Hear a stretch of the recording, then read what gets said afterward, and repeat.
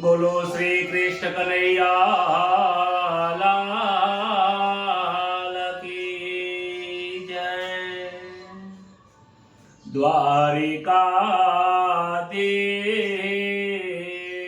કી જય।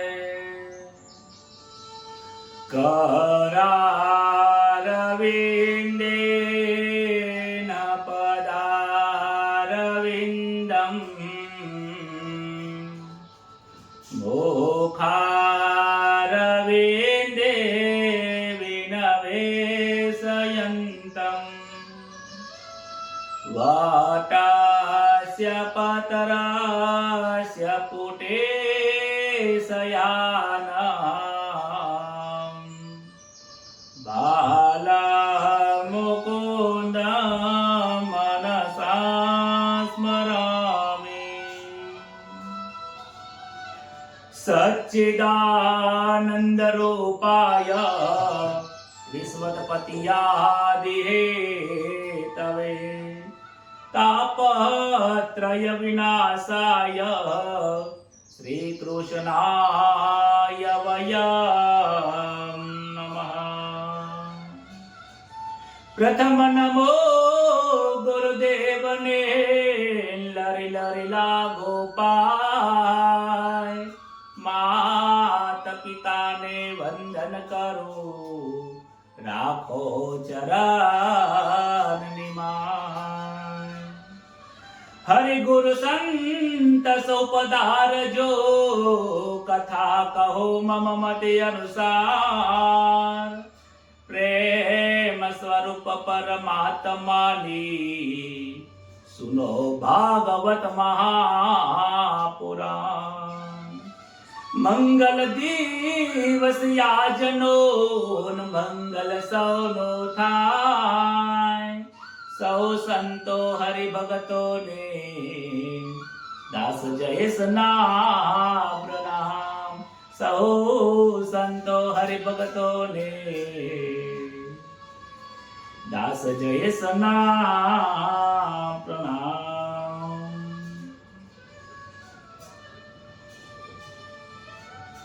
श्री गणेशाय नमः। श्री परमात्मने नमः। परम पवित्र એવું જે પરમાત્માનું સ્વરૂપ છે, જે આદિ અનંત અને મધ્ય સ્વરૂપ છે, જે સ્વરૂપને આ વાણીથી વર્ણન કરી શકાય એવું નથી, એવું અલૌકિક અદ્ભુત નિરંજન નિરાકાર સ્વરૂપ એ પરમાત્માનો અંશ સ્વરૂપે આપ સૌના હૃદયમાં આપણા હૃદયમાં જે પરમાત્મા બિરાજમાન છે એ પરમાત્માને હું વંદન કરું છું। ભાગવતની કથા એ શરણાગતિની કથા છે। ભાગવતની કથા એ આ જીવાત્માને અનેક પ્રકારના યોનિમાંથી બહાર નીકાળીને એમના શરણમાં વાસ કરવાની કથા છે। ભાગવત એ ઈશ્વરનું સ્વરૂપ છે। ભાગવત એ જ જ્ઞાન છે, જ્ઞાન એ જ ઈશ્વરનું સ્વરૂપ છે। ભાગવત એ જ પ્રેમ છે, પ્રેમ એ જ ઈશ્વરનું સ્વરૂપ છે। ભાગવત એ જ આનંદાયની કથા છે, એ જ આનંદ સ્વરૂપ પરમાત્મા છે। જ્યાં પ્રેમ આનંદ છે ત્યાં કોઈ પણ માયાના જીવડાઓ ત્યાં આવી શકતા નથી, માયા દુઃખ કરી શકતી નથી। ભાગવતના દસમ સ્કંદનો વિરામ થયો છે। સુખદેવજી મહારાજ પરીક્ષિતને 11મા સ્કંદ અને 12મા સ્કંદનો ઉપદેશ આપે છે। પરીક્ષિતનો આજે 7મો દિવસ છે। પરીક્ષિત પ્રશ્ન પૂછે છે કે મહારાજ વેદો ભગવાનની સ્તુતિ કરે છે, વેદો તો શબ્દ સ્વરૂપ છે, તો એ શબ્દ સ્વરૂપની અંદર જે નિરંજન નિરાકારની સ્તુતિ કેવી રીતે કરે છે? સુખદેવજી કહે છે, સુખદેવજી કહે છે કે હે રાજન, સૃષ્ટિના આરંભમાં જ્યારે ભગવાન સૈયા ઉપર સૂઈ રહ્યા હતા, શેષ નાગની ઉપર શયન કરતા હતા, સમાધિ સ્થિતિ હતી, ત્યારે પોતાના વાણીથી પણ જે પરખાતું નથી એવો પોતા જન્મ મરણના બંધનમાંથી મુક્ત થવા માટે નારાયણની પ્રાર્થના કરે છે. વેદો કહે છે કે ઈશ્વર નિર્ગુણ સ્વરૂપ છે, છતાં પણ ભક્તોના માટે સગુણ સ્વરૂપમાં આવે છે. નિર્ગુણ અને સગુણમાં બંનેમાં ભગવાન લીલા કરે છે. હે નાથ, આ જગતમાં જે દેખાય છે એ તમારો સ્વરૂપ જ છે. આ બધા આકારવાળા છીએ, પણ એ આકાર એ નિરાકારના કારણે શોભે છે. આ સગુણ પણ નિર્ગુણના કારણે શોભે છે. એમ કરીને અનેક પ્રકારની વેદોએ ત્યાં સ્તુતિ કરી છે અને ભગવાને પણ ત્યાં જ્ઞાન આપ્યું છે. વેદો સ્તુતિ કરતા કરતા કહે છે, નેતિ નેતિ જ્યાં વેદ કહે છે. સુખદેવજી કહે છે વેદો પણ થાકી ગયા છે પરમાત્માના સ્તુતિ કરવામાં. પરમાત્માનો મહિમા અનંત છે. એવું ક્યાંય બનતું નથી કે પરમાત્માની કથા કરતા કરતા એનો વિરામ આવે. ભાગવતનો વિરામ નથી. ભાગવતની કથા જ પૂરી થઈ શકે છે. ભાગવતનું ભજન અને ભાગવતની કથા એ અનંત છે. 11 વર્ષ સુધી ગોકુળમાં લીલા કરી, ત્યારબાદ મથુરામાં આવ્યા. મથુરામાં પછી આવ્યા પછી દ્વારિકામાં ભગવાન ગયા. અનેક રાણીઓ સાથે લગ્ન કર્યા. બધા જગતમાં બધાને પ્રેમ પીરસ્યો છે. અનંત લીલાઓ કરી અને ભગવાનના અનંત ગુણોની સાથે 10મા સ્કંદનો વિરામ થયો છે.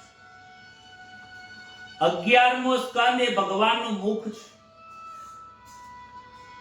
જ્યારથી ભાગવતની ગંગાનું પ્રાગટ્ય થયું છે ત્યારથી ભગીરથી ગંગાનો મહિમા ઘટી ગયો છે. આજે હરિદ્વારના ગંગામાં નાહવા જવું હોય ને તો પૈસાની જરૂર પડે છે. અરે 6 મહિના પહેલા બુકિંગ કરાવીએ ત્યાં તો હરિદ્વાર પહોંચીએ છીએ. પણ મારા આ ભાગવતની કથા એવી છે ને, 1 રૂપિયાનો ખર્ચો કરવાની જરૂર પડતી નથી. દરરોજ લોકો આ ભાગવતના કથાની અંદર સ્નાન કરે છે અને પવિત્ર બને છે. શરીરના સ્નાનનો મહિમા નથી, મહિમા પોતાના મનને સ્નાન કરવાનો છે. હે રાજન, આજે 7મો દિવસ છે. આજે તારા મનને એવું પવિત્ર બનાવી દે કે જે પવિત્ર ભગવાન છે. તારા મનને એવું સ્થાપિત કરી દે નિરંજન નિરાકાર સ્વરૂપ છે. કહે છે તુલસીદાસને એક વખત પત્નીમાં મોહ થયો અને પત્નીએ એમને એક વખત બોધ આપ્યો કે તમે મારામાં જેટલો મોહ રાખો છો એટલો જો ભગવાનમાં મોહ રાખ્યો હોત તો ભગવાન મળી ગયા હોત. અરે આટલા નદીના પૂરમાં દોડતા દોડતા તમે મને મળવા આવ્યા અને એક સબ હતું, સબ નદીમાં, એ નદી સબને તમે લાકડું ધારીને આવ્યા. મારું ઘર રાત્રે બંધ હતું અને ઉપર મેડા ઉપર તમે એક સાપને દોરડાની રસ્સીને લઈને આયા. તમારો મોહ કેટલો આંધળો છે. તુલસીને દાસને કહે છે કે તમારો મોહ આંધળો છે. આવો આંધળો પ્રેમ ઈશ્વર જોડે કરશો તો રામ મળી જાય. એ દિવસે તુલસીદાસને હૃદયમાં પોતાના પત્નીના શબ્દો વાગ્યા છે. મોહ છૂટી ગયો અને પ્રેમને પ્રાપ્ત થયા. તુલસી કૃત રામાયણની રચના કરી. જ્યારે હૃદયમાં આ કથા વાગે છે ત્યારે જ મોહ તૂટે છે, ત્યારે અંધકાર તૂટી જાય છે, ત્યારે અંધકાર અજ્ઞાનનો પડદો તૂટે છે અને જ્ઞાન રૂપ જ્યોતિ પ્રગટ થાય છે. એ જ્યોતિ પ્રગટ કરવાનો દિવસ આજે 7મો દિવસ છે. એક દિવસ પિંડારિક તીર્થમાં મુનિઓ ભેગા થયા હતા. યાદવપુરના બાળકોએ, યુવાનો હતા, બ્રાહ્મણોની મસ્કરી કરવા માટે ગયા અને સાંબાને પેટે પાટો બાંધીને પેટ મોટું કરીને જાણે કે ગર્ભવતી સ્ત્રી હોય એવું નાટક કરીને પૂછવા ગયા, હે બ્રાહ્મણો, તમે આટલું વ્રત જપ તપ કરો છો, તમે આટલું મહાન જ્યોતિષ છો, તો બતાવો આના પેટમાં શું જન્મશે, પુત્ર કે પુત્રી? ત્યારે ઋષિ કહે છે કે અમારા જેવા બ્રાહ્મણો, તપસ્વી મુનિઓનું આ લોકો યાદવો અપમાન કરે છે, મસ્કરી કરે છે. કહે છે કે હે યાદવો, આના પેટમાંથી ન પુત્ર જન્મશે ન પુત્રી જન્મ લેશે, આના પેટમાંથી મુસળ જન્મ થશે, મુસળનો ગોટો જન્મ થશે, જેનાથી તમારા બધાનો મૃત્યુ થશે. ત્યારબાદ એ સાંભાના પેટમાંથી મુસળનો એક ગઠ્ઠો નીકળે છે. લોકો ગભરાઈ ગયા, પથ્થર ઉપર ઘસી નાખે છે કે ઘસી નાખી એટલે આ સાફ થઈ જાય. ગાંઠને ઘસી નાખી અને છેલ્લે આટલો ટુકડો વધ્યો ને પાણીમાં નાખી દીધો, અને એ પાણીમાં ગયા પછી માછલી એને મોઢામાં નાખ્યો, અને ત્યારબાદ એ માછલી જોડેથી એક પારધી જોડે આવે છે, એ પારધી બાણ ઉપર લગાવી દે છે. યાદવ કુળની બુદ્ધિ બગડી, ઋષિઓનું અપમાન કર્યું એટલે એમનો વિનાશ થયો છે.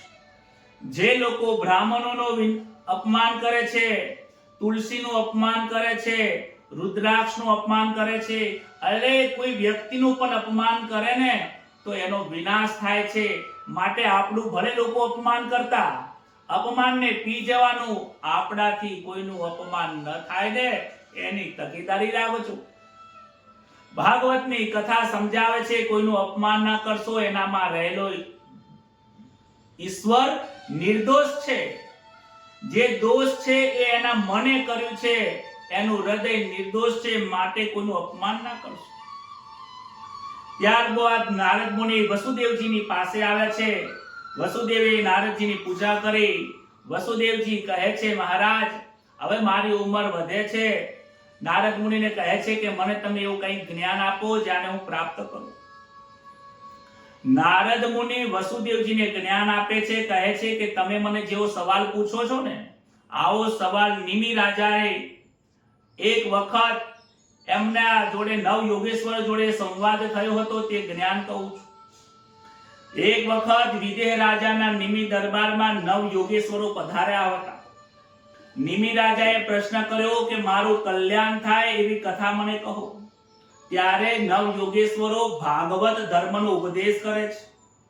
કહે છે કે નવ યોગેશ્વર કહે છે કે હે રાજન, આ જીવ પરમાત્માનો અંશ છે, પરમાત્મા અંશી છે, એનાથી છૂટો પડ્યો છે, અને છૂટો પડ્યા પછી એ આ જગતને પોતાનું માનીને બેસી ગયો છે. જે પારકું છે આ બીજાના ઘરમાં આવ્યો છે, અને જે ઘરમાં આવ્યો છે ઘરને પોતાનું માની બેઠો છે. આ ઘર તારું નથી, તારું ઘર ઈશ્વર છે.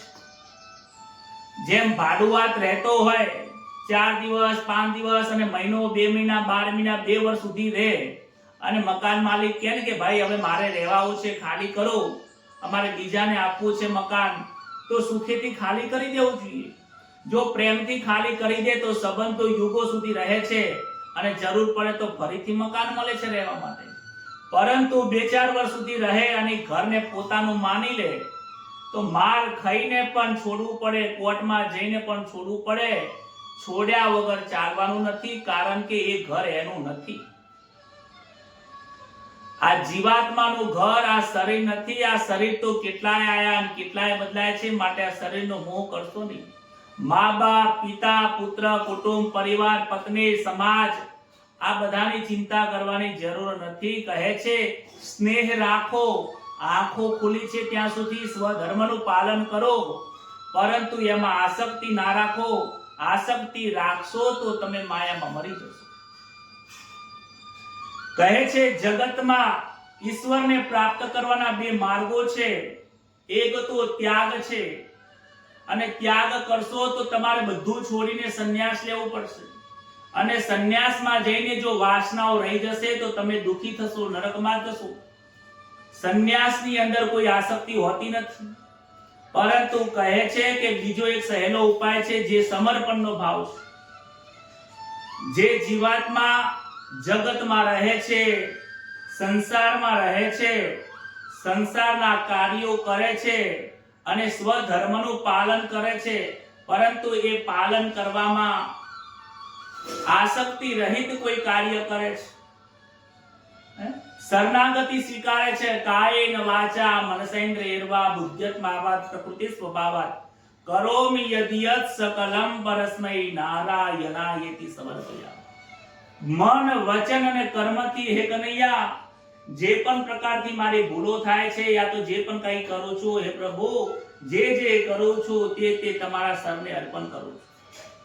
ખોટું કાર્ય હું કરવા માંગતો નથી, છતાં પણ કોઈ ભૂલ થાય તો તારા સરને અને હંમેશા સારા જ કાર્ય સત્કર્મ કરું છું, એ પણ તમારા શક્તિથી કરું છું.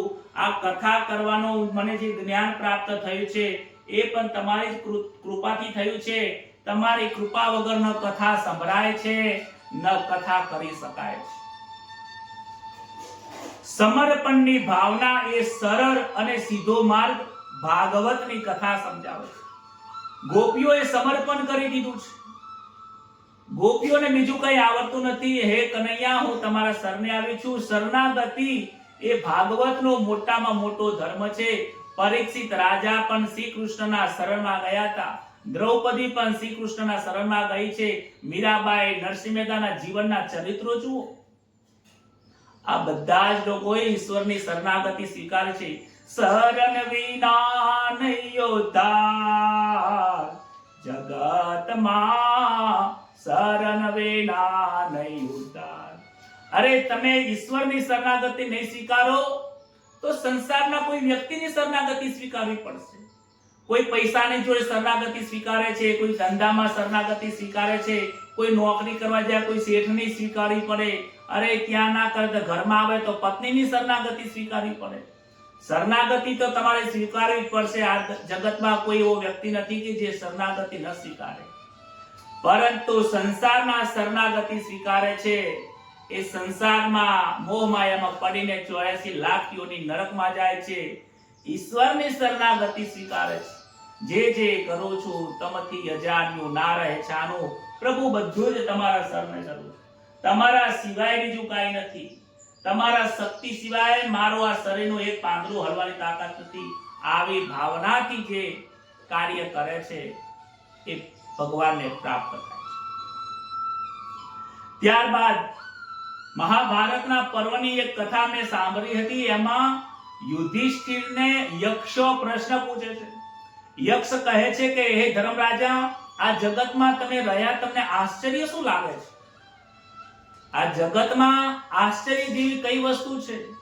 ધર્મરાજા હસે છે કે મહારાજ તમને શું કહું, મને તો મોટામાં મોટું આશ્ચર્ય એ લાગે છે કે આ જગતમાં સમસ્ત જગતના લોકો પૈસા કમાવા માટે, ધન કમાવા માટે, પત્ની માટે, પુત્ર માટે અનેક પ્રકારના સમય પોતાનો વેડફી નાખે છે. અને ભલે મજૂરી કરતા, પરંતુ એ મજૂરી કરીને જો બીજા જન્મમાં લઈ જતા હોત ને તો એ મજૂરી સાર્થક થાય. પણ મને સમજાતું નથી કે ઘરમાં એક વ્યક્તિનું મૃત્યુ થાય એ કશું લઈને નથી જતો. આ સમજાય છે, ખબર છે કે મારા દેહને બારી નાખશે.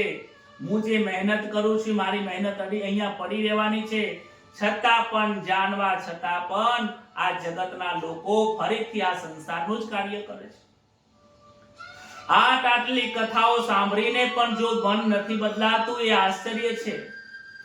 આટલી કથાઓ, ભાગવતની કથા સાંભળ્યા પછી મન ના સુધરે. હે યક્ષ, મને આ સમજાતું નથી. આખી દુનિયા ખાડામાં પડે છે. જગતને ખબર છે કે ખાડામાં પડવાથી મૃત્યુ છે, તો ન જાણી જોઈને શા માટે મૃત્યુના મુખમાં જાય છે?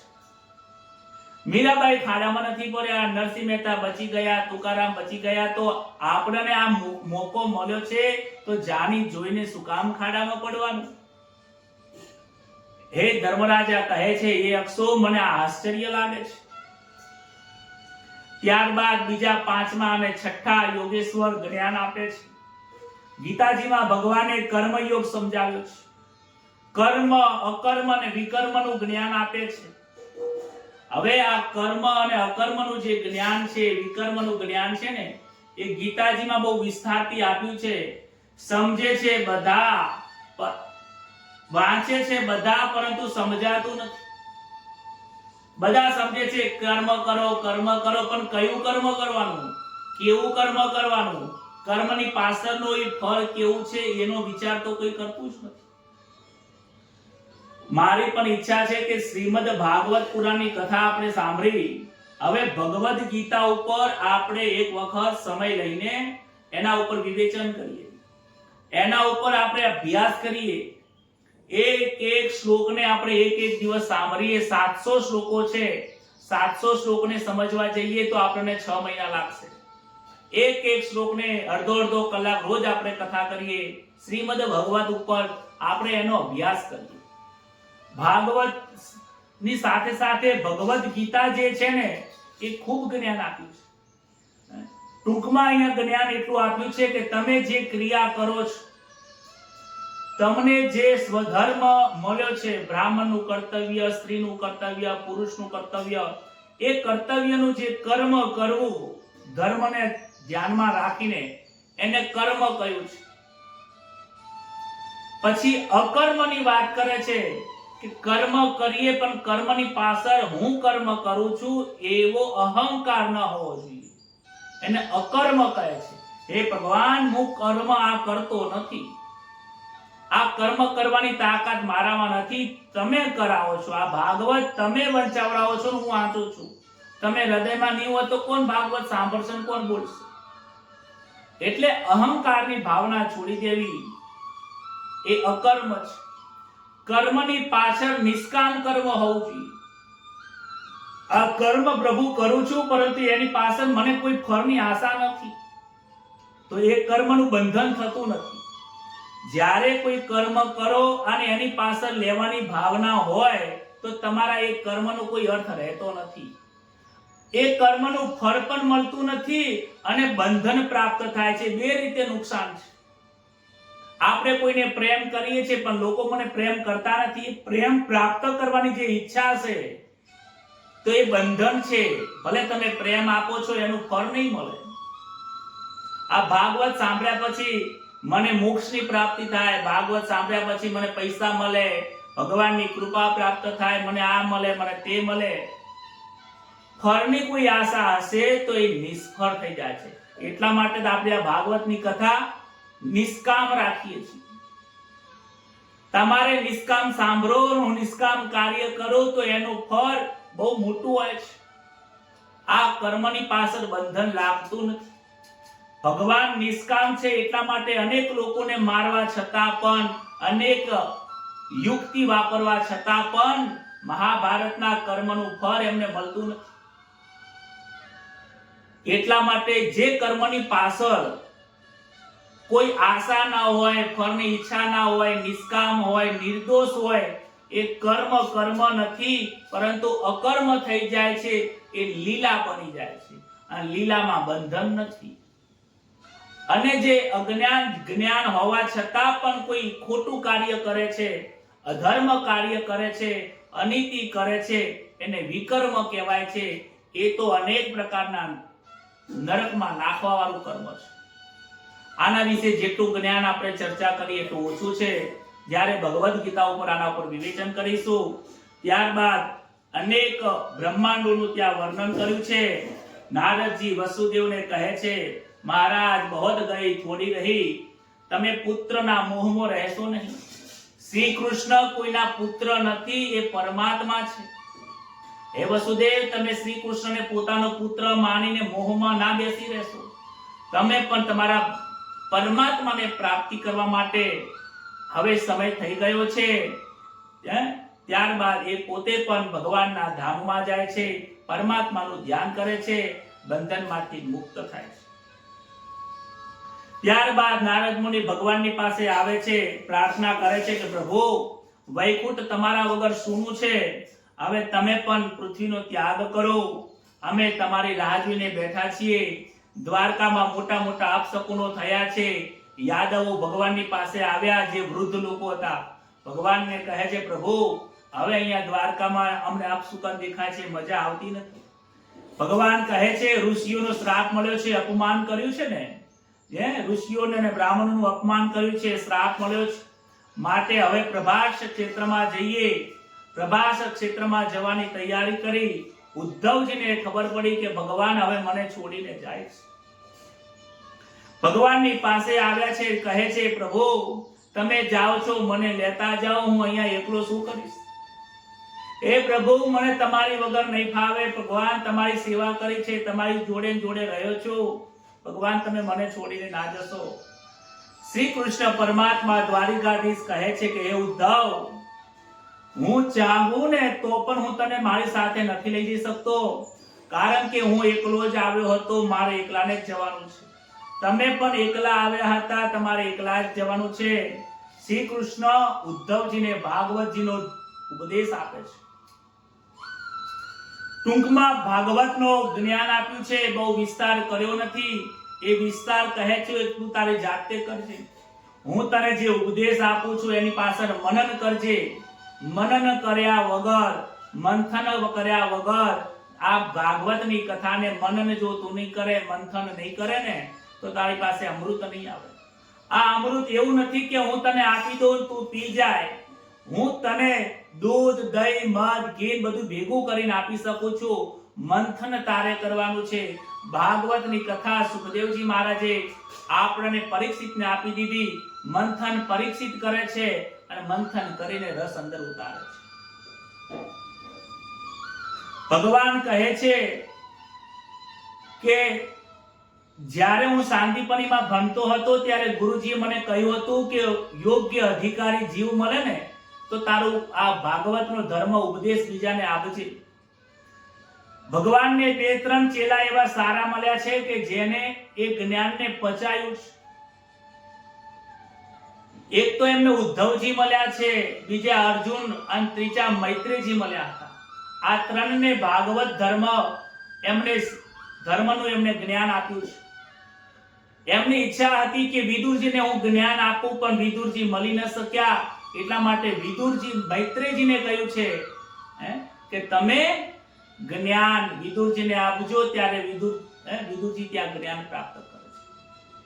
ભગવાને આ જે જ્ઞાન પીરસ્યું છે, જ્ઞાન 11મા અને 12મા અધ્યાયમાં આપેલું છે, સ્કંદમાં આપેલું છે. કહે છે ભગવાન કહે છે તારા ઉપર મેં કૃપા ખૂબ કરી છે.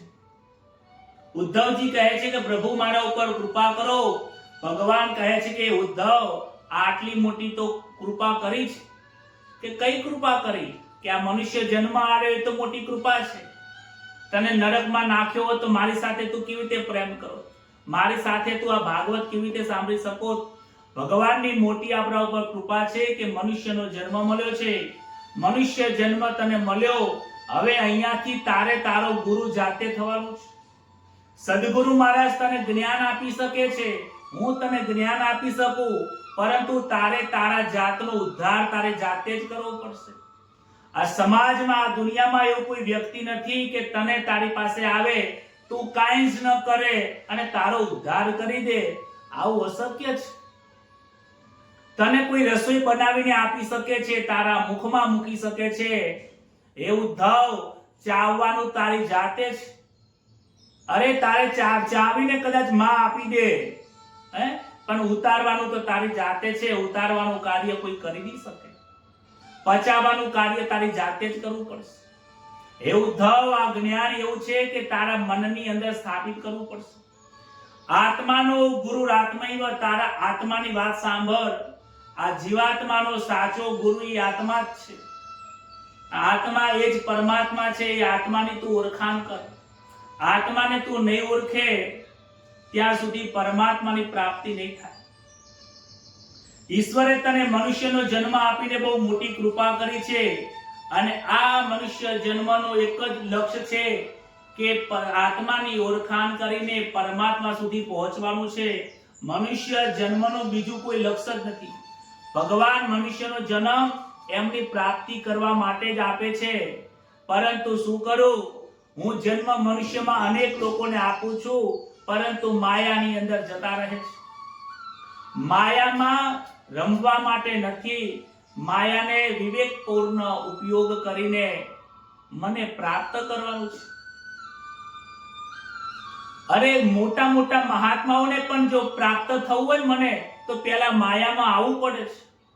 માયામાં માયા વગર ઈશ્વરની પ્રાપ્તિ થતી નથી. દરેક સંતોને, દરેક મહંતોને, મોટા મોટા સંતોને મને પ્રાપ્ત કરવા માટે આ મનુષ્ય યોનિમાં આવવું પડે છે, આ સંસારમાં આવવું પડે છે. સંસારમાં આયા વગર કોઈ ડાયરેક્ટ મને પ્રાપ્ત થઈ શકતું નથી. ઉદ્ધવ, તમે જેવા પ્રશ્નો પૂછો છો એવા પ્રશ્નો એક વખત યદુ રાજાએ દત્તાત્રેય ભગવાનને પ્રશ્ન પૂછ્યા હતા.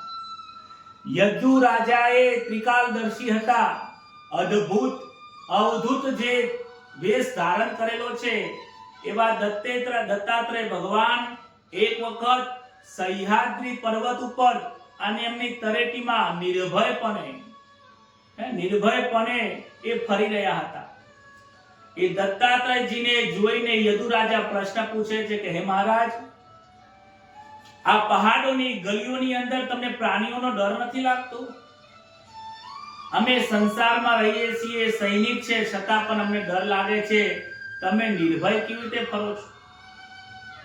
શરીર ઉપર વસ્ત્ર નથી અને તમારું મસ્તક અનેક તેજથી શોભી રહ્યું છે અને નિર્ભયપણે તમે ફરો છો. તમને ડર કેમ નથી અને આટલા આનંદમાં કેવી રીતે રહી શકો છો? યદુ રાજાને સમજાવે છે કે હે રાજન, તમે આ જગતના લોકો આનંદ બહાર ખોળે છે, હું આનંદ અંદર ખોળું છું.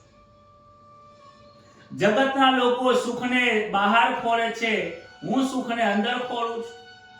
જગતના લોકો ભગવાનના દર્શન કરવા ઠેર ઠેર બહાર ફરે છે. હે રાજન, ઈશ્વરના દર્શન હૃદયમાં હું કરું છું. જે બહાર દર્શન કરવા જશે એને તો મારા દર્શન આજે થવાના નથી, ક્યારે કાલ થવાના. હે રાજન, તારા આનંદને, તારા સુખને, તારી શાંતિને જેના માટે તું પ્રયત્ન કરે છે, જેના માટે સવારથી સાંજ સુધી મહેનત કરે છે, એ મહેનત તું તારા હૃદયમાં અંદર ખોલ. હું તારા હૃદયમાં જ મળીશ, બીજે ક્યાંય નહીં મળું. સહેલો જ્યારે પણ મળશે ને તો તમારા ઘરમાંથી જ મળશે. જે વસ્તુ જ્યાં ખોવાયું છે ત્યાં શોધો, બીજે ક્યાં શોધો છો? તમારી સોનાની વીંટી તમારા ઘરમાં પડી ગઈ છે તો મારા ઘરમાં કેમ ખોરો છો તમે? મારા ઘરમાં તો ક્યારે નહીં મળે.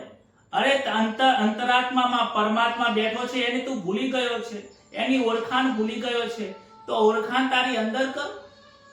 અને ના ખબર પડતી હોય તો સદગુરુ મહારાજની પાસે જાય, એ તને તારી ઓળખાણ કરાવશે અને એ ઓળખાણ કરીને જો તને આનંદ થશે. હે રાજન, મારા સદગુરુ મહારાજ તો એક જ છે, પરંતુ મને શિક્ષા કરવા વાળા ગુરુ 24 ગુરુ છે. કહે છે કે આ ધરતી સહન કરે છે, આ ધરતી મારી ગુરુ છે, મને સહનશીલતા શીખવે છે. આ વાયુ જે છે એ વાયુ હંમેશા માટે સંતોષકારક છે. વાયુ, આકાશ, જળ, અગ્નિ, ચંદ્ર, સૂર્ય આ બધા મારા ગુરુ છે. સૂર્ય હંમેશા માટે નિયમિત છે, નિયમિત ભગવાનની ભક્તિ કરતા મને શીખવાડે છે. ચંદ્ર જળ છે, શીતળ છે, મારા મનને શીતળતા શીખવે છે.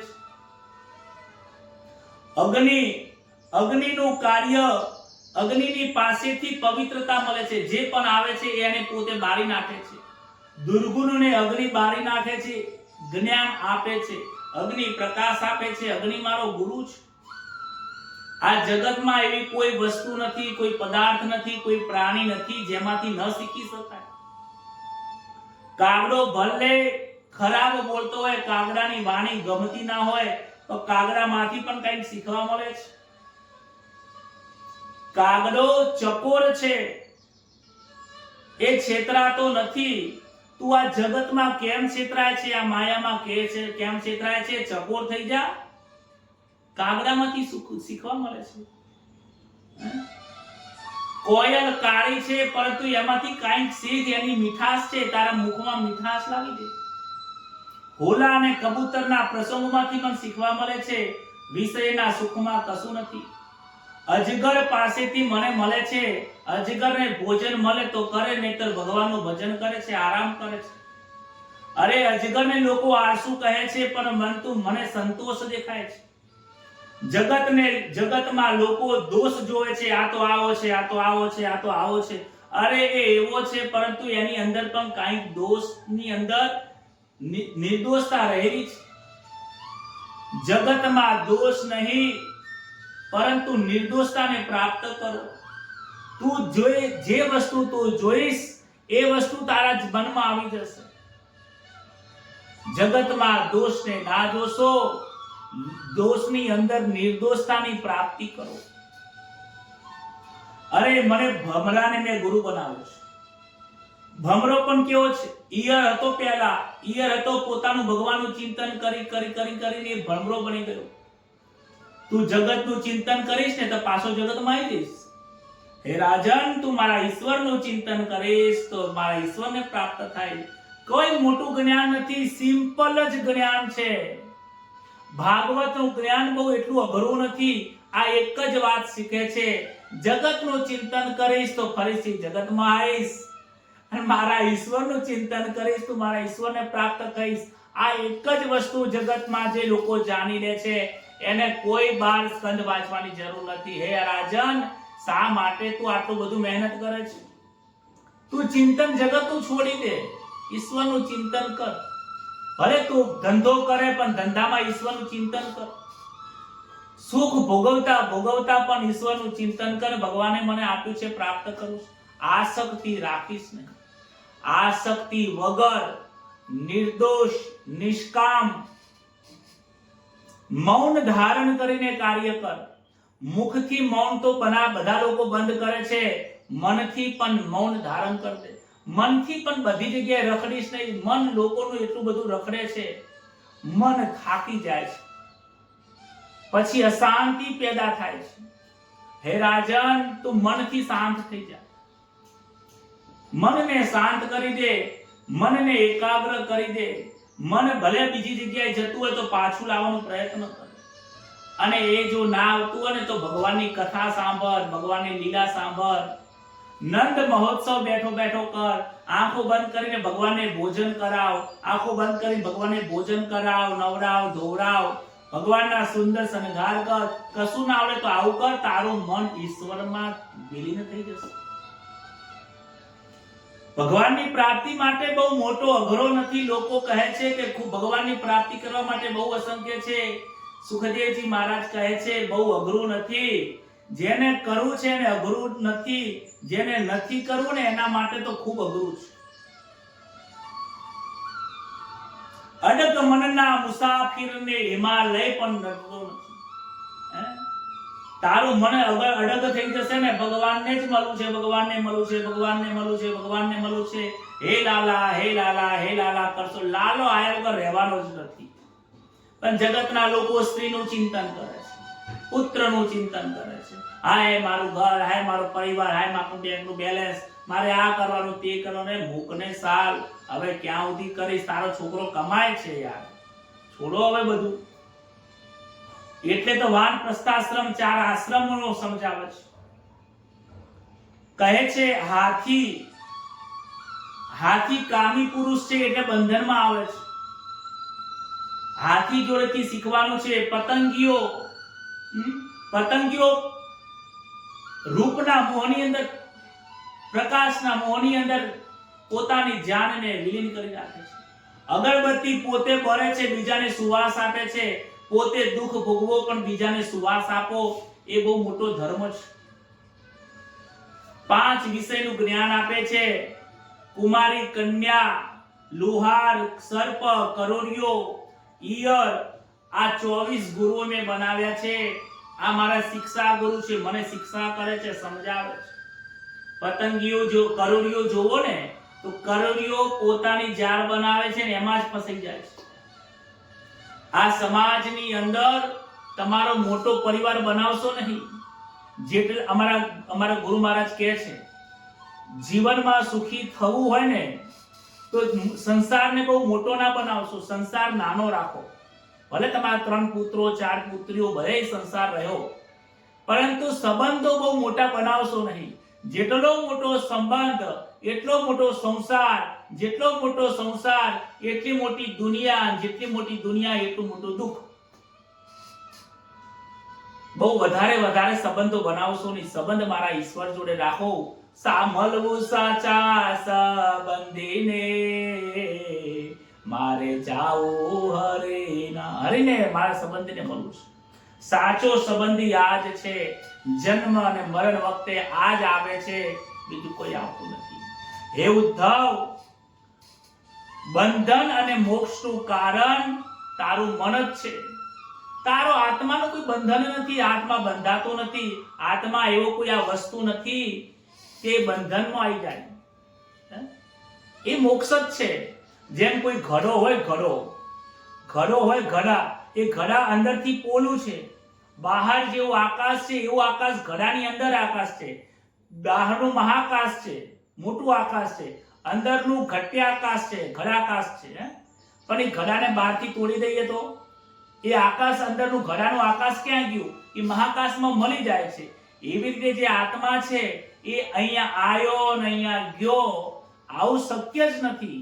આવતોય નથી, જતોય નથી, જન્મતોય નથી, મરતોય નથી, બળતોય નથી, પલળતો નથી. દસમા સ્કંદ બહુ મોટું જ્ઞાન છે. આત્માને તો ચેતન અવિનાશી આખું અલગ જ છે. તો જે અંદર તારો અહંકાર, જે ભાવ છે ને, એ જ આ તને જીવ ભાવ કરી નાખે છે. ઉદ્ધવને સત્સંગનો મહિમા બતાવે છે કે જ્યારે તું જન્મ્યો ને ત્યારે તું ઉદ્ધવ નતો, ત્યારે તું નિર્દોષ હતો. ઈશ્વરે નિર્દોષ છે. બાળક નાનું હોય ને ત્યારે તમે જોજો, નાનું મકોડું હોય કે કોઈ વીંછી હોય કે નાનું કોઈ જીવજંતુ જતું હશે ને તો એને પકડવા જશે, એને ડર નહીં લાગે. તમે અત્યારે સાપને પકડવા જાઓ તો સાપને ડર લાગે છે, કારણ કે તમને ખબર પડે છે કે આ સાપ છે, મને મારશે. નાનું બાળક, નાનું મકોડો હશે ને તો એની સાથે રમશે. એ મકોડો તમને કરી જતો રહેશે, પરંતુ એ બાળકને નહીં કરે. એમાં નિર્દોષતા છે, અભય છે. એવો જ અભય તું થઈ જા. ત્યારબાદ સંસારના વૃક્ષનું વર્ણન કર્યું છે. ઉદ્ધવને અનેક પ્રકારનું જ્ઞાન આપ્યું. ભક્તિ કહે છે તારા જીવનમાં ભક્તિનો વધારો કર. જ્ઞાન અને વૈરાગ્યની એમને ઉપદેશ આપે છે. ગૃહસ્થાશ્રમમાં ભલે તું રહે, ગૃહસ્થાશ્રમનો તું 4 વર્ણાશ્રમ આપી છે, એ 4 વર્ણાશ્રમનો ઉપયોગ કર. અનેક પ્રકારનું ભાગવત ધર્મનું ત્યાં જ્ઞાન આપ્યું છે. ઉદ્ધવજી પ્રશ્ન પૂછે છે કે સમ, દમ, દાન કોને કહેવાય? ત્યાર ભગવાન સમજાવે છે કે સમ એટલે કે પોતાના બુદ્ધિને પરમાત્મામાં વિલીન કરવું, એ સમ છે. જીવનમાં સહન કરવું, એ તપ છે.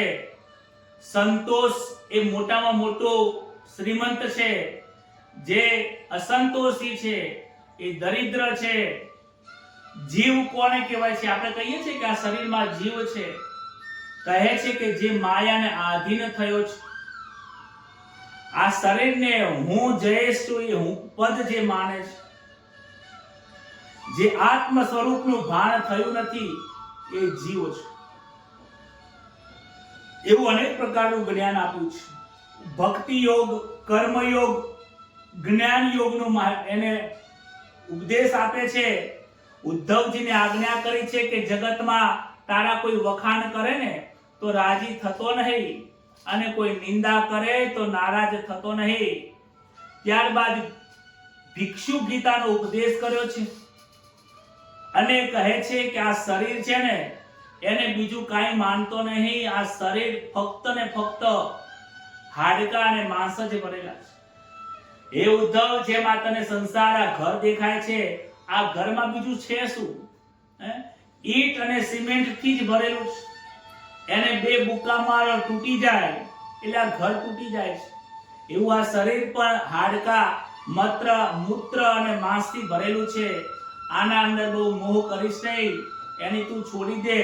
શ્રી કૃષ્ણ અર્જુનને કહે છે મનને વશ કેવી રીતે કરવું? એ વૈરાગ્યના ભાવથી મન વશ થાય છે. ઉદ્ધવજી કહે છે કે હું મારા મનને વશ કરવા માંગુ છું, વશ થતું નથી. મારા મનને વશ કેવી રીતે કરું? શ્રી કૃષ્ણ કહે છે કે મનને વશ કરવા માટે તો મોટા યોગીઓ પણ પ્રયત્ન કરે છે. મનના ઉપર તું દબાવ આપીશ નહીં. સ્પ્રિંગને તું જેટલું દબાવીશ ને એટલું જ ઊંચી ઉછળી જશે. સ્પ્રિંગને દબાવવાનું નથી. બાળકોને તમે જેટલા ધમકાવશો ને એટલો મોટો થઈને એટલો વધારે ખરાબ થઈ જશે.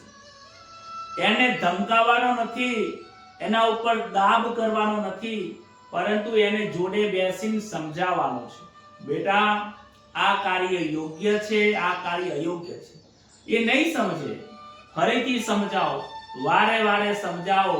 જ્યારે એની ઉંમર થશે એટલે ઓટોમેટિક એ એના સમજણ શક્તિમાં આવી જશે. મનને વારંવાર સમજાવવાની જરૂર છે.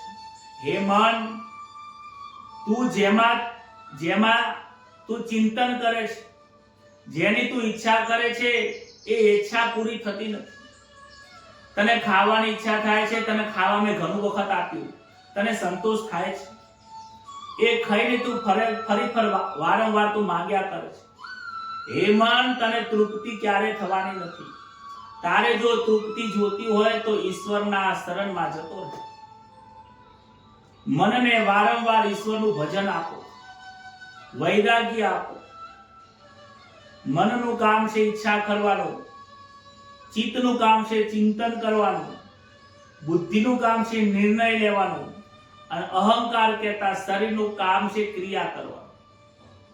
જ્યારે જ્યારે આ મનને ઈચ્છા થાય હે ઉદ્ધવ કે મારે પકોડી ખાવી છે, તો પછી એ સમય ઉપર એ જગ્યા તમે છોડી દો. તમે જોજો, તમને કોઈ પણ પ્રકારની ઈચ્છા થશે ને, બહુ વિચાર કરજો કે તમને કોઈ ખાવાની ઈચ્છા થાય કે મારે આજ તો બજારમાં નીકળ્યા, જલેબીની સુગંધ આવી, મારે આ ખાવું છે.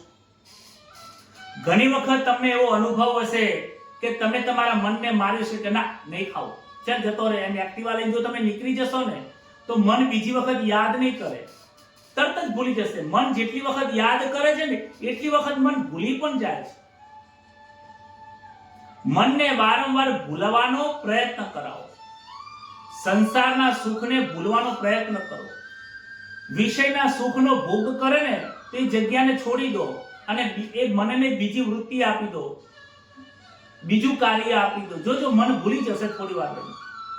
પરંતુ જો મન યાદ કરે, કોઈક વસ્તુ માગે, કોઈ ભોગ માગે કે સુખ માગે, અને એના ઉપર તમે ચિંતન કરવા માટે જો બેસી ગયા તો ગયા કામ. અને ચિંતન કરો તોય વાંધો નથી. ચિંતન કરો, પણ એવું ચિંતન કરો એ યોગ્ય છે કે અયોગ્ય છે, તોય વાંધો નહીં. ત્યારબાદ બુદ્ધિનું કાર્ય આવે છે નિર્ણય કરવાનું. પણ એમાં બે બુદ્ધિ છે, સદબુદ્ધિ છે અને કુબુદ્ધિ છે. તમારો સંગ જો માયા સાથે હશે, બહુ જ માયામાં રખડતા હશો, મિત્રતા, બુદ્ધિની મિત્રતા કુબુદ્ધિ સાથે હશે તો તમને માયામાં લઈ જશે, નિર્ણય લઈ લેશે. પરંતુ દરરોજ તમે કથા સાંભળતા હશો, દરરોજ ઈશ્વરનું ભજન કરતા હશો, ભક્તિનો રંગ બુદ્ધિને લાગેલો હશે, સદબુદ્ધિ હશે, તો તમને એ જગ્યા ઉપર નહીં જવા દે.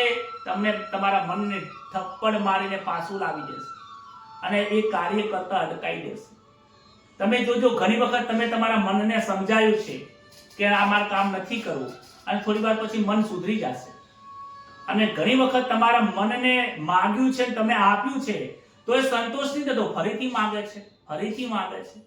અરે આ જન્મમાં સુખ ભોગવતો એની ઈચ્છા પૂરી નહીં થાય તો બીજા જન્મમાં આવી જશે. માટે મનને ખૂબ સમજાવવાનું છે. ઉદ્ધવને કહે છે, ઉદ્ધવ, મનને ખૂબ સમજાવજે, પ્રેમથી સમજાવજે. મન એટલું બધું પેલું નથી, તું ભગવાનનું નામનું સ્મરણ આપીશ ને તો સમજી જશે. ત્યારબાદ કહે છે કે હજી પણ તારે કોઈ જ્ઞાન જોતું તો બોલ. ઉદ્ધવ કહે છે, પ્રભુ, બસ મને કંઈક એવી વસ્તુ આપો જેનાથી હું કંઈક ભાવના કરી શકું કે તમે મારી સાથે છો. ઉદ્ધવ કહે છે, તમે મારી સાથે ચાલો પ્રભુ. ભગવાન ના પાડે છે, ઉદ્ધવ, તું ગંગા કિનારે જા, હું તારી સાથે નહીં આવી શકું.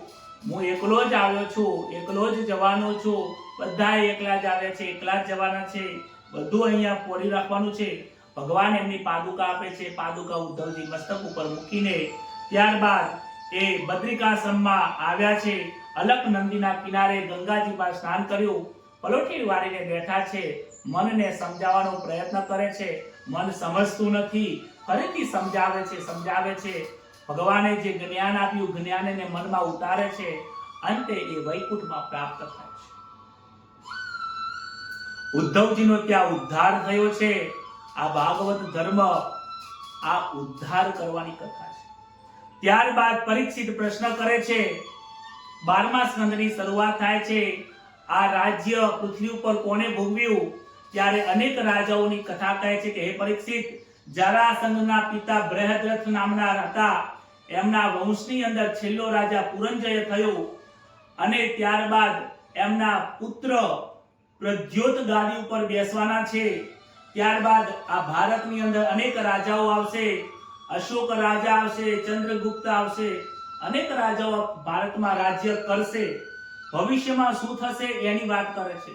ત્યારબાદ ભારતની અંદર કળિયુગની સ્થાપના થશે અને લોકો અવિવેકી થઈ જશે, અધર્મ કરશે, એકતા તૂટી જશે અને કહે છે ત્યાં કાળા અને ગોરાઓ લોકો ભારત ઉપર રાજ કરશે. ભારતના અનેક ટુકડાઓ થઈ જવાના છે. બ્રાહ્મણો સંધ્યા નહીં કરે, વૈશ્ય પણ પોતપોતાનો ધર્મ ભૂલી જશે, ક્ષત્રિયોની તાકાત ઘટી જશે, શુદ્ર લોકો મોટી જગ્યા ઉપર જઈને બેસી જશે, વર્ણાશ્રમ રહેશે નહીં. અનેક વર્ણ, અનેક જ્ઞાતિઓ, અલગ અલગ જ્ઞાતિઓમાં લોકો લગ્ન અને વિવાહ કરશે. સંતાન પણ વર્ણશંકર પ્રજાપન થશે. લોકો ધર્મને ભૂલતા થશે. લોકોનું આયુષ્ય ઘટશે, મન અને બુદ્ધિ તૂટી જશે. લોકો વસ્ત્ર પણ ટૂંકા પહેરશે, મન પણ ટૂંકા થઈ જશે. લોકોની કમાવાના સાધન પણ ટૂંકા થઈ જશે. બધું જ ટૂંકું થઈ જશે. આયુષ્ય ટૂંકું થઈ જશે. લોકોનું આયુષ્ય પણ ટૂંકું થઈ જશે. ભાગવતમાં 12મા સ્કંદમાં કલિયુગનું જે વર્ણન કર્યું છે ને, એટલું બધું કલિયુગનું વર્ણન કર્યું છે કે આંખમાંથી પાણી આવી જાય. એક એક વસ્તુ આજે સાચી બને છે. કહે છે કે મહાકલિયુગ આવશે ત્યારે ધર્મ વિનાશ થઈ જશે, ધર્મ રહેશે જ નહીં. એક પગ ઉપર અટક્યો હશે એ પણ તૂટવાના આરે આવશે. ત્યારે કલ્કી અવતાર થશે અને ભગવાન કલ્કીનો અવતાર થઈને ધર્મની રક્ષા કરવા આવશે. અનેક રાજાઓનો નાશ કરશે, અધર્મનો નાશ કરશે, ધર્મની સ્થાપના કરશે અને ત્યારે પછી ફરીથી સતયુગ થશે. હે રાજન, આજે તને આ જ્ઞાન પ્રાપ્ત થયું છે. વિચાર કરો કે આજે આવી હાલત છે તો આવનારા સમયમાં કલિયુગ કેવો આવવાનો છે. હે રાજન, આજે છેલ્લો દિવસ છે. તક્ષક નાગને આવવાનો સમય થઈ ગયો છે. તક્ષક નાગ આવશે પરંતુ તારા શરીરને કરડશે, તારા આત્માને કરડવાનું નથી. છેલ્લે એમને મહાવાક્યનું જ્ઞાન આપે છે કે હે પરીક્ષિત, આ શરીર એ પરીક્ષિત નથી. આ શરીરને પરીક્ષિત ના માનતો. તક્ષક નાગ પણ એ તક્ષક નથી, એમનામાં પણ પરમાત્મા રહેલા છે. બ્રાહ્મણનું તે અપમાન કર્યું છે એટલે કર્મનું ફળ પ્રારબ્ધ તો તારે ભોગવવું પડશે. માટે તારા તક્ષક આવે એની પહેલા તારા સ્વસ્વરૂપની ઓળખાણ કરી લે. તારા મનને ચિત્ત, તારું મન અને ચિત્ત અને બુદ્ધિ અને અહંકારને પણ તારા ઈશ્વરમાં લીન કરી દે. ભાગવતની કથા, ઈશ્વરના કથા, ભગવાનની જે લીલા મેં કહી છે એ લીલામાં તારા મનને સ્થાપિત કરી દે. હજી પણ તારે કોઈ કથા સાંભળવી હોય તો બોલ. હું બેઠો છું ત્યાં સુધી તક્ષક નહીં આવે, અને આવશે ને તો એનું વિષ પણ અમૃત બની જશે. માટે એ તક્ષક હું બેઠો છું ત્યાં સુધી નહીં આવે. પરીક્ષિત બે હાથ જોડીને વંદન કરી કહે છે, પ્રભુ આપે મને ભાગવત ધર્મનો ઉપદેશ આપ્યો. આ ઉપદેશ એટલો મહાન છે કે હવે મારે બીજું કંઈ સાંભળવું નથી. હવે મને કોઈ કથા સાંભળવાની ઈચ્છા થતી નથી. હવે મારા મનને હું તૃપ્ત થયો. પહેલા એવું હતું કે હજુ પણ કથા સાંભળો. હું અતૃપ્ત રહેતો હતો કથા સાંભળવામાં પણ, પરંતુ હવે મને મારા મનને એટલી બધી તૃપ્તિ થઈ ગઈ છે. મારા મન શાંત થયું છે. મારા મનને આનંદ થયો છે. હવે મને કોઈ ડર નથી, હવે કોઈ મને ભય નથી. હું અભય થઈ ગયો છું. હવે મને સંસારમાં દરેક જગ્યા ઉપર સંસાર નહીં પણ પરંતુ મારો સામર્થ્ય દેખાય છે. મને જગત નહીં પ્રભુ, મને જનાર્દન દેખાય છે.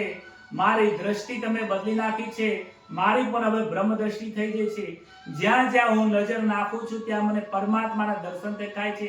અરે મને ઝાડમાં ભગવાન દેખાય છે, મને ઝાડના જે પક્ષીઓ બેઠા છે એમાં ભગવાન દેખાય છે. હે ગુરુ મહારાજ, મને તમારામાં સાક્ષાત સગુણ સ્વરૂપમાં પરમાત્મા દેખાય છે.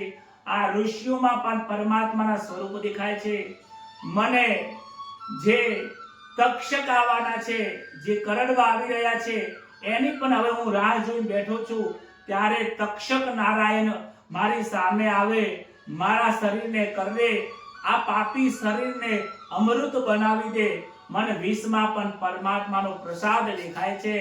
હે મહારાજ, આ કથા સાંભળીને મારા હૃદયમાં આનંદ થાય છે.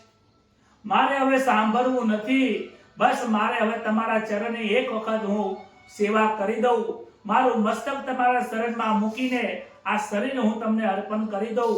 તક્ષક આવે એની પહેલા હું તમને આ શરીર આપીને મારું પિંડદાન મારા જાતે જ પિંડદાન કરી દઉં. પ્રભુ, બસ મારે તમારા ચરણની સેવા કરવી છે. ત્યારે સુખદેવજી મહારાજને તિલક કર્યું છે, ચંદનથી તિલક કર્યું છે. આનંદનો કોઈ પાર નથી. પરીક્ષિત રાજાના હૃદયમાં હવે કોઈ દુઃખ નથી, કોઈ શોક નથી, કોઈ ભય નથી. આનંદ આનંદ થયો છે. સુખદેવજી મહારાજના ચરણ પખાર્યા છે. ચરણ પખારીને પોતે ચરણામૃત લીધું. 3 વખત સદગુરુ મહારાજના ચરણમાં વંદન કર્યા છે. 3 વખત કહે છે કે સત્વગુણ હું તમને અર્પણ કરું છું, મારું રજોગુણ પણ તમને અર્પણ કરું છું, મારું તમોગુણ પણ અર્પણ કરું છું. આજે નિર્ગુણ સગુણ બ્રહ્મની અંદર હું પણ સગુણ સ્વરૂપમાંથી નિર્ગુણ સ્વરૂપ થવા માટે હું અધિકાર પ્રાપ્ત કરું છું. 3 ગુણ સદગુરુ મહારાજના ચરણમાં રાખ્યું છે. આ અહંકાર રૂપી શરીર જે છે એ પણ આ પિંડ પણ સુખદેવજી મહારાજમાં ચરણમાં એમને મૂકી દીધું છે. હવે મસ્તક ત્યાંથી હટાવતા નથી, મસ્તક મૂકી દીધું.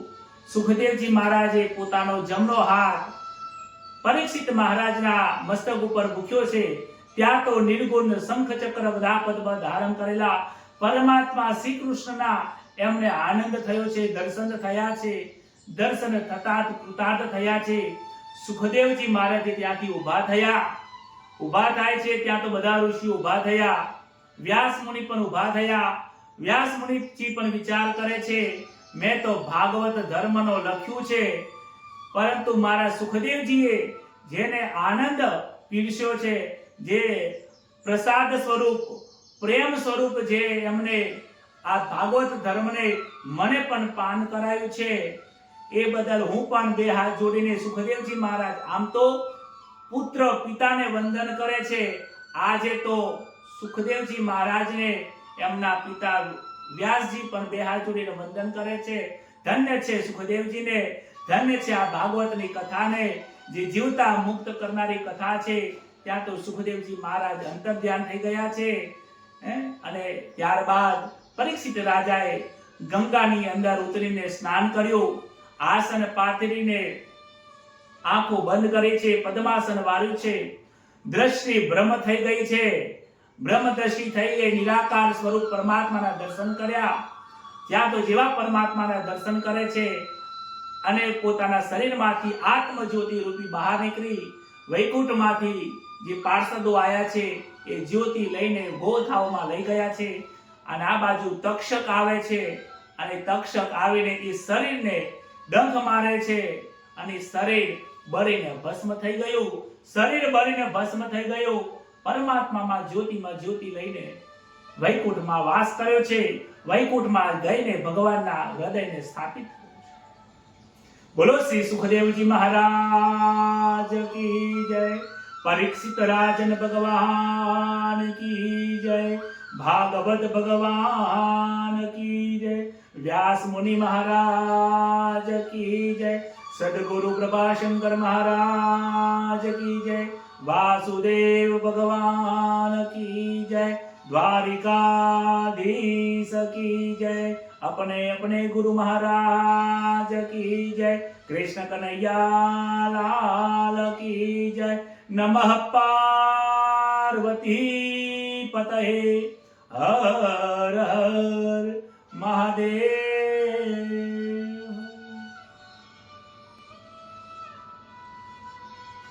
ભાગવતની કથા 12 સ્કંદનો અહીંયા વિરામ થયો છે.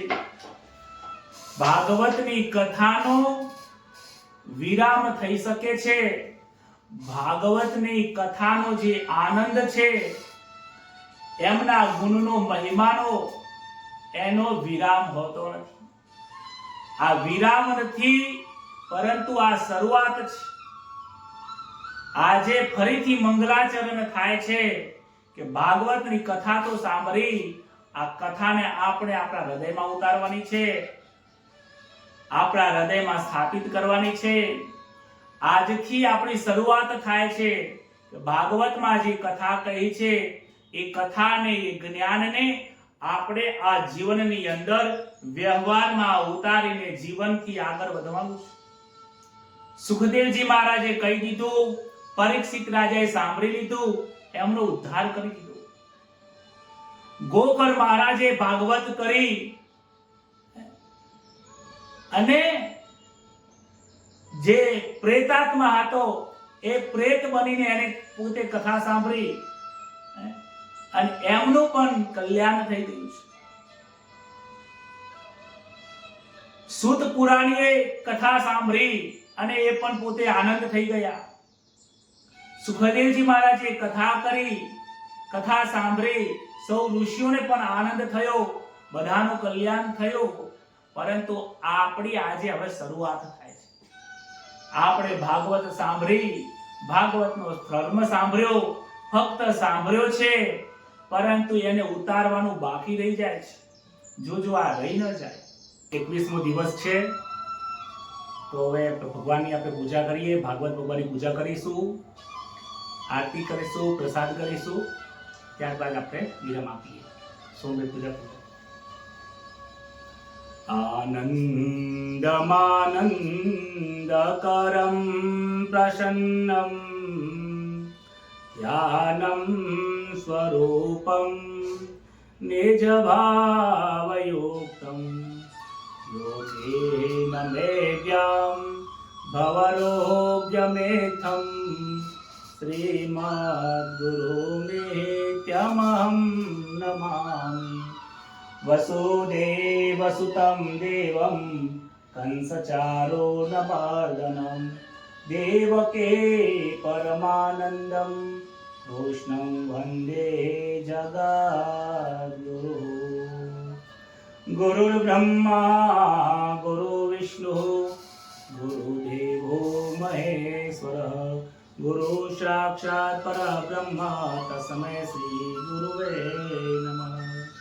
ત્વમેવ માતા ચ પિતા ત્વમેવ ત્વમેવ બંધુઃ ચ સખા ત્વમેવ ત્વમેવ વિદ્યા દ્રવિણં ત્વમેવ ત્વમેવ સર્વં મમ દેવ દેવ.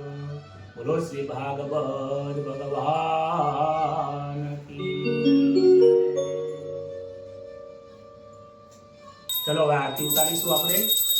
ઓમ જય કાના તારા પ્રભુ જય કાના તારા મેતે મોરલે વારા મેતે મોરલે વારા ગોપીના પ્યારા.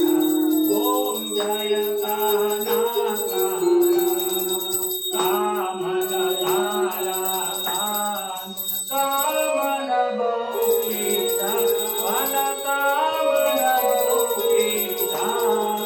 માખન ચોરે મોહન માખન ચોરે મોહન ચિત ચોરે દેવા. ઓમ જય કાના નંદ યશોદા રે વૈકુંઠયો તાર્યો વનવે કુંઠો તાર્યો. કાલે અમર જન ગેધા કાલે અમર જન ગેધા ગાય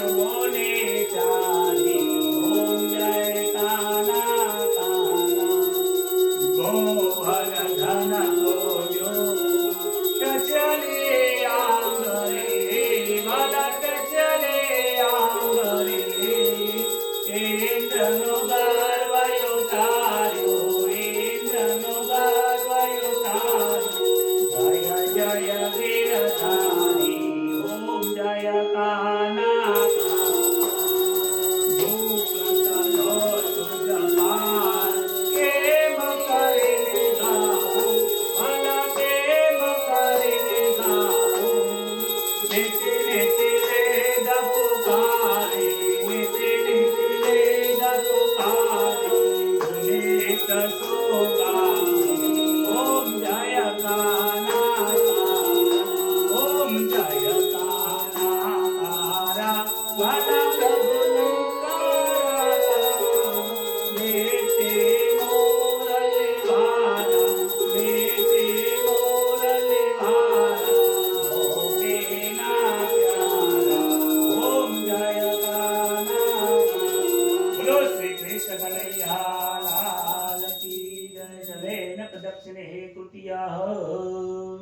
हरि ओम पुष्पै देवाभिवंदनम देवाभिवंदनम आरती वंदनम भागवत भगवानाय नमो नमः सर्वेभ्यो देवेभ्यो नमः आत्मेभ्यो नमो नमः आत्मकल्याणार्थे आत्मवंदनम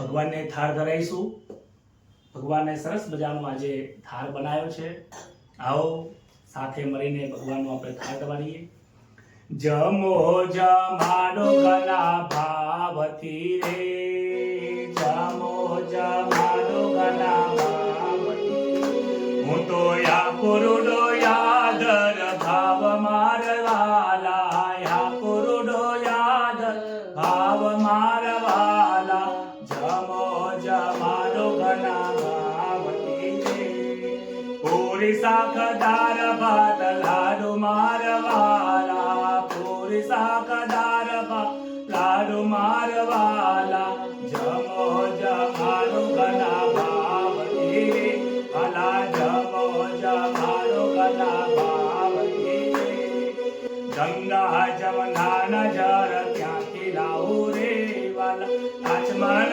करावो वाला मारे आजे गोवाना सुत जर पीवो मारवाला जमो जमाडो गला भावती रे जमीने राखजो रंग मारवाला जमो जमाडो गला भावती रे वाला बोलो श्री कृष्ण कन्हैया लाल की जय प्राणाय स्वाहा पानाय स्वाहा व्यानाय स्वाहा उदानाय स्वाहा समानाय स्वाहा प्रातःस्कारं समर्पयामि बोलो श्री कृष्ण कन्हैया लाल की जय द्वारिकाधीश की जय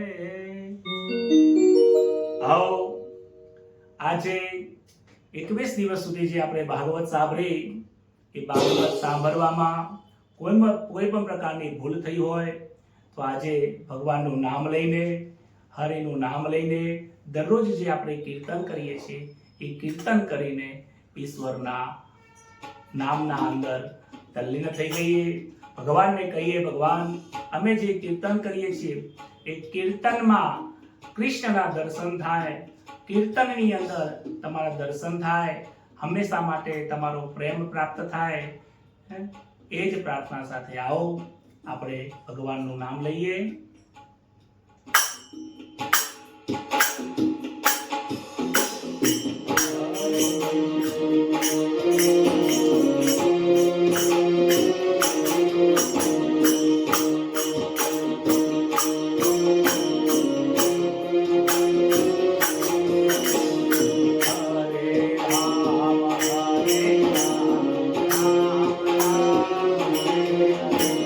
Hare Krishna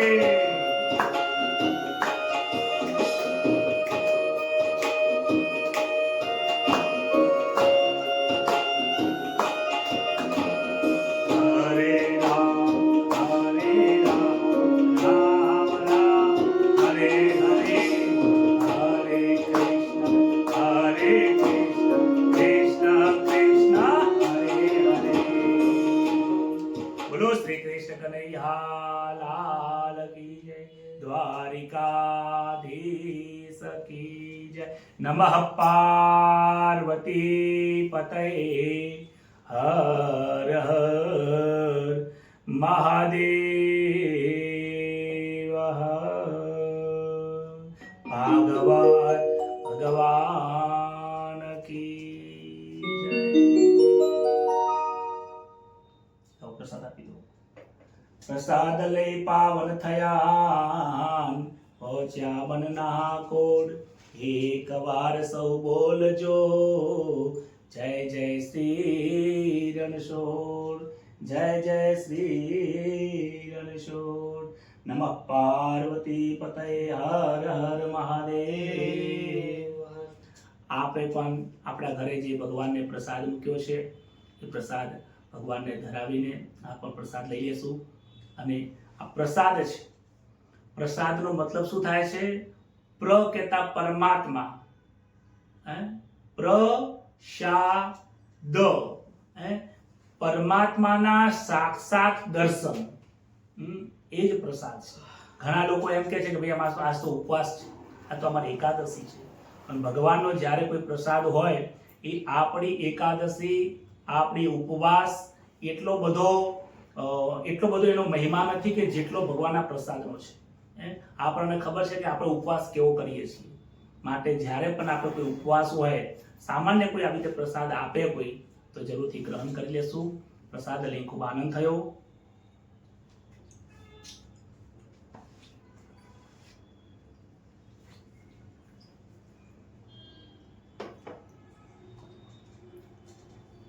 21 દિવસ સુધી આપણે ભાગવતની કથા સાંભળી. આ કથાની અંદર તમે દરરોજ જે સમયસર હાલી લો પ્રસાદ, દાળમાં, ભાતમાં બધું પ્રસાદ, ભગવાનને પ્રસાદ, બધા દર્શન કરી લો.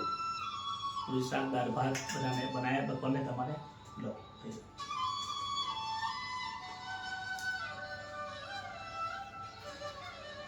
હવે દરરોજ સમયસર થશે ને સવારનું થશે એટલે તમારી યાદ આવશે. ભાગવતની કથા હૃદયના કચરાને સાફ કરવાની કથા છે.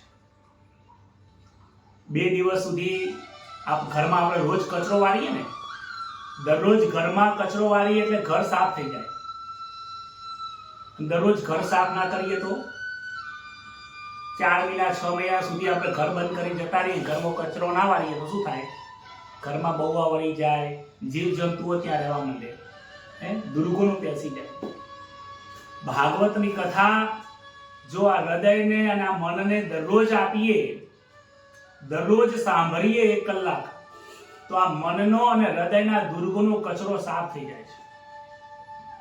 અને આજે સાંભળી અને પછી ભવિષ્યમાં 12 મહિને બાદ જઈ ભગવાનનું ભજન દરરોજ હોવું જોઈએ, સત્સંગ દરરોજ હોવો જોઈએ. આ રીતે દરરોજ 1 કલાક ઓનલાઈન ના સાંભળી શકાય તો આપણા બધા જ વિડીયો યુટ્યુબમાં સેવ કરેલા છે. આ વર્ષની કથા છે, 2023ની છે, 24ની છે, આ 25ની છે, 26માં આવશે. આપણે ફરીથી નવી કોઈ કથા કરીશું, શિવ પુરાણ પણ કરીશું, દેવી ભાગવત પણ ઈચ્છા છે, ભગવાનની ઈચ્છાથી કરવાથી ઈચ્છા છે. શ્રીમદ ભગવદ ગીતા જે છે એના ઉપર બહુ ઊંડું ગહન જ્ઞાન આપેલું છે, એને પણ આપણે શીખીશું, જ્ઞાનને પ્રાપ્ત કરીશું. ઈચ્છા થતી નથી તમારો વિયોગ થાય, કારણ કે પ્રેમ સ્વરૂપ સંતોના દર્શન કરવા હંમેશા બહુ આનંદ થતો હોય છે. આ વિદાયની 20મી વેળા છે, સમયસર દરરોજ આપની યાદ આવશે. આટલું કહીને મારી વાતને વિરામ કરું છું. તમને જ્યારે પણ યાદ આવે, મારો મોબાઈલ નંબર ગ્રુપમાં છે 8000-1018. કોઈ મનમાં સવાલ હોય, પ્રશ્ન હોય તો જરૂર પૂછજો. તમને પણ કોઈ કથા એવી સાંભળવાની ઈચ્છા હોય કે મહારાજ મારે આ કથા સાંભળવાની ઈચ્છા છે, આના ઉપર કથા કરો, તો એના ઉપર આપણે અભ્યાસ કરીશું, એના પર કથા કરીશું. આપ સૌ આટલા દિવસ સુધી સમયસર કથા સાંભળી એ બદલ આપ સૌનું ખૂબ ખૂબ હૃદયપૂર્વક આભાર માનું છું. અને તમે ખૂબ પ્રેમ આપ્યો એના બદલ પણ ખૂબ આભાર કરું છું. સૌને ધન્યવાદ. આપ સૌને ભગવાનની કૃપા, અસીમ કૃપા, અનંત કૃપાઓ પ્રાપ્તિ થાય. પરીક્ષિત રાજાને જે આનંદ પ્રાપ્ત થયો, જે દ્રષ્ટિ પ્રાપ્તિ થઈ, એવી બ્રહ્મ દ્રષ્ટિ આપણને સૌને પ્રાપ્ત થાય. ભગવાન તમને આ જન્મમાં જ અંત વેળાએ આવે એની પહેલા જ દર્શન આપી દે એવી જ મારા હૃદયના ખૂબ ખૂબ અંતર્ભાવ છે. સૌને જય શ્રી કૃષ્ણ. હંમેશા ખુશ રહેજો અને પ્રભુનું ભજન કરજો, એ જ મારો આદેશ છે. ઘણા લોકો મને કે મહારાજ કોઈ તમને દક્ષિણા આપવાની, મારી કોઈ દક્ષિણા નથી. નિસ્વાર્થ ભાવે આ કાર્ય કરું છું. હંમેશા માટે ભાગવત કથા નિસ્વાર્થ ભાવે કરતો રહીશ. તમારી સોસાયટીની અંદર તમને પણ કોઈ પણ જગ્યા ઉપર ભાગવત કરવાની ઈચ્છા હોય, મારા ભગવતનો કોઈ કથાનો ચાર્જ નથી. કારણ કે ભાગવત એ પૈસા કમાવાનું સાધન નથી. ભાગવત એ મોક્ષનું કાર્ય છે. જ્યારે વક્તા જ પૈસા લેવાની ભાવના હોય અને એ પૈસા લેવાની ભાવનાથી બંધનમાં બંધાયેલો હોય તો શ્રોતાઓને છોડાવે કેવી રીતે? વક્તા જ બંધાયેલો હોય તો શ્રોતાને કેવી રીતે છોડાઈ શકે? વક્તા નિર્દોષ હોવો જોઈએ, વક્તા નિષ્કામી હોવો જોઈએ, વક્તા કોઈ પણ લાલચ લેવાની ભાવના વગરનો હોવો જોઈએ, નિષ્કામી હોવો જોઈએ. તમારે ત્યાં કોઈ પણ જગ્યાએ, ભલે મુંબઈમાંથી સાંભળતા હોય, અમદાવાદ હોય, સુરત હોય, વડોદરા હોય, કોઈ પણ જગ્યા ઉપર તમને ઈચ્છા થાય મારે ભાગવત બેસાડવી છે પણ પૈસા ખર્ચો બહુ થઈ જાય મહારાજ, આપણી ભાગવત કથાનો કોઈ ખર્ચો નથી. જ્યાં પણ કથા કરવી હોય 7 દિવસની કરવી હોય, 3 દિવસની પણ કરવી હોય તો 3 દિવસની ભાગવત આપણા ઘરે પણ સાંભળી શકાય. ઘરે આવી રીતે આસન બિરાજ કરીને, આસન ભગવાનની ગાદી કરીને અને આપણે 3 દિવસ પણ જો સમય મળે તો કથા આપણે સાંભળી શકીએ છીએ. 3 દિવસમાં ભાગવત થઈ જાય. ભાગવતનો આખો સાર આવી જાય. 7 દિવસની ભાગવત પણ કરી શકાય. તો જ્યારે આવું કોઈ આયોજન તમારું હોય તો જરૂર કહેજો. મળીશું, આપણે ફરીથી ભાગવત કરીશું. ત્યાં સુધી આપ સૌને એક જ મારો આદેશ છે, દક્ષિણા જો તમે મને આપવા માંગતા હોય તો મારી દક્ષિણા એટલી જ છે કે દરરોજ આ ભાગવતને સાંભળતા રહેજો, દરરોજ ભગવાનનું નામનું સ્મરણ કરજો, દરરોજ ભગવાનને પ્રસાદ ધરાવજો. વધારે ના થાય તો દરરોજ ભગવાનને ભોજન ધરાઈ પછી જ ભોજન કરવું, આવું આપણને ભાગવત શીખવાડે છે. આવા સદગુણો તમે ધારણ કરો, આ ભાગવત આપણા હૃદયમાં ઉતરી જાય, એ જ મારા માટે ભાગવત છે. ડોંગરેજી મહારાજ 1 રૂપિયો પણ ભાગવતના નતા લેતા. પોતાની પાસે જો કોઈ દક્ષિણા આવતી ને તો એ બ્રાહ્મણોને આપી દેતા, ગૌશાળા માટે કે કોઈ દવાખાનામાં આપી દેતા. મારી પણ કોઈ એવી ઈચ્છા નથી પૈસા લેવાની પણ. એટલે કોઈએ દક્ષિણાની બાબતમાં કોઈ ચિંતા કરવી નહીં. બસ તમને આનંદ કરો. મને જે આનંદ પ્રાપ્ત થયો છે એ આનંદનું દાન કરવા માટે જ આ કથા કરું છું. આટલી વાત કરીને મારી વાણી વિરામ આપું છું. જય શ્રી કૃષ્ણ. શુભરાત્રી.